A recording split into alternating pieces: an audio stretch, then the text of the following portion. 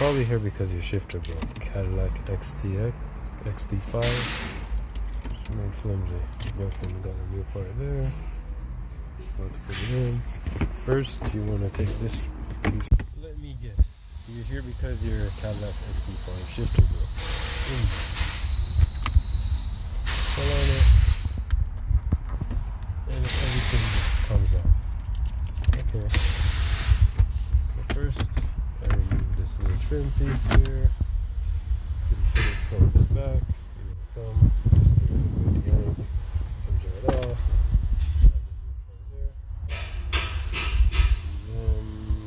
You start working on it, get this up, but then this is gonna hold it down. And I feel like it's not coming up, but if you pull on it, it comes up. I feel like it's